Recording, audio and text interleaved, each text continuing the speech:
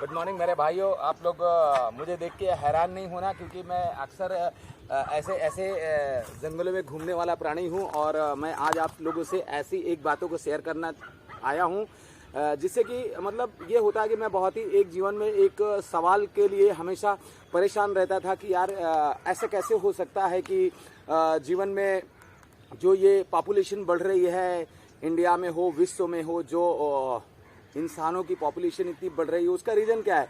क्योंकि कहीं ना कहीं पे जब मैं कहीं कहीं जाता था तो वहाँ पे ऐसा होता था कि आत्मा अजर अमर है, मतलब ना आत्मा मरती है ना जीती है, वो एक दूसरे के बॉडी में ट्रांसफॉर्म करती है।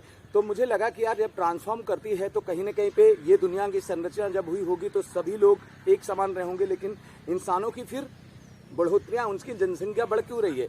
धीरे धीरे कुछ 10 ईयर्स हो गया है। आज मैंने अपने सवाल को अपने बेटे से शेयर किया। उसने मुझे कोई हद तक मुझे बताया कि देखो पापा ऐसा हो सकता है। मैंने भी इस चीज़ को सोचा था कि हाँ ये करेक्ट हो सकता है, क्योंकि कहीं ना कहीं पे देखो जब भगवान ने अपनी व्यवस्था बनाई उसमें इंसानों और प्रजातियों को सेलेक्ट किया कि कब कैसे कौन किस प्रोसेस में जाएगा, तो अपने कर्माज अनुसार इंसान को मोक्ष प्राप्ति का मार्ग मिला हुआ था कि फाइनली इंसान सर्वश्रेष्ठ होगा और वो मोक्ष प्राप्ति के साधन को पाएगा और फिर ना उसका जन्म होगा ना मृत्यु होगा, जन्म मृत्यु के चक्करों से बच जाएगा।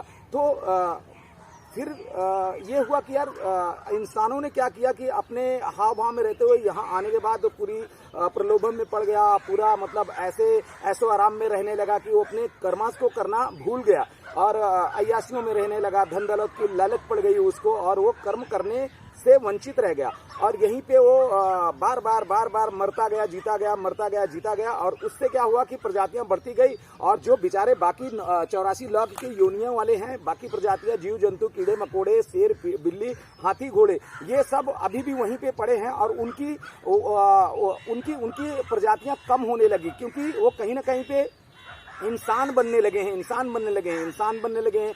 चिड़िया मरी, भालू मरा, शेर मरा, हाथी मरा, ये सब इंसान के रूप में आ गए और इंसान का काम था कि मोक्ष प्राप्ति करना है। अब मोक्ष प्राप्ति कर ही नहीं रहा, इस वजह से पॉपुलेशन बढ़ रही है। तो मेरा कहने का मतलब है अच्छे सिद्धांतों से रहते हुए अच्छे कर्म कीजिए, अच्छे सेहत के साथ रहते हुए परमात्मा का भजन कीजिए, कीर्तन कीजिए, जिस वजह से हमें मोक्ष मार्ग के द्वार तक पहुंच जाएं और हमें अपने सुखपूर्वक साधन को मिले। ये सुखपूर्वक साधन माँ के गर्भ में आना बार बार अच्छा नहीं है, ये दुखदायी है, पीड़ादायक है।